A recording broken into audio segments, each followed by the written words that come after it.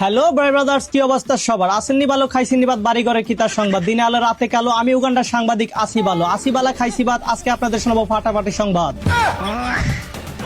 বর্তমানে বাংলাদেশের সংসদ ভবনে যে যুদ্ধ চলছে তা ইরান ইসরায়েলের থেকে কম নয়। জানা যায় সংসদ ভবনে নামাজ পড়তে গিয়ে এমপি হানজালার জুতা চুরি হওয়া সহ সেখানে থাকা দুই পক্ষের সংঘর্ষ প্রতিনিয়তই বেড়ে যাচ্ছে। যে দেশের সংসদে উন্নতি নেই, প্রতিনিয়তই ঝগড়া সহ চুরি হয় জুতা, সে দেশ কিভাবে উন্নতি হবে জানতে চাই সাধারণ শ্রোতা।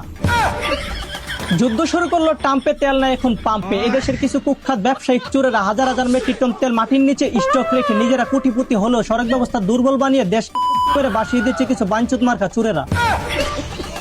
অমর নয়, থর সব বিল্লাল নয়। এবার অনলাইন কাঁপিয়ে মিলিয়ন বাবা উপাধিতে ভূষিত হন কুড়িগ্রামের সাংবাদিক তাজু ভাই। হতদরিদ্র সংসারের ছেলে উনি, মুখে হাসি বুকে কষ্ট চাপা দিয়ে সাফল্যের আশায় ভিডিও বানান তিনি। ধন্যবাদ প্রিয় তাজু ভাই, আপনার এই সত্যের সাংবাদিকতার পথে আমরা থাকতে চাই।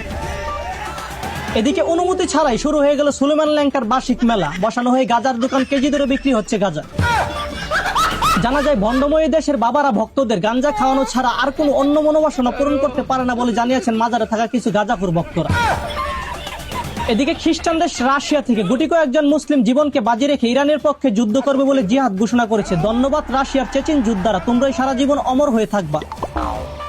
আর এদিকে কিছু নামধারী মুসলিম কান্ট্রি যারা 100% মুসলিম হওয়ার শর্তেও আমেরিকার সুন্দরী নারীদের গোয়া চাটার জন্য প্রস্তুত। এরা নামে মুসলিম, কাজে নয়। অন্যদিকে সংবিধান মেনে এক পর্দাশীল চোদনা মেয়ে নিজের বয়ফ্রেন্ডকে নিয়ে একসাথে বাথরুমে ঢুকে খাতা কলম দিয়ে গুতাগুতি করার সময় কট খাইয়ে নিষ্পাপ কাপল। ধারণা করা যাচ্ছে পাশের বাথরুম খালি না থাকায় অতিরিক্ত চাপের কারণে দুজন একসাথে হাঁক দিয়ে বসেন তারা। বিস্তারিত দেখুন হঠাৎ করে উত্তেজিত হওয়া দুই শয়তানের রিপোর্ট।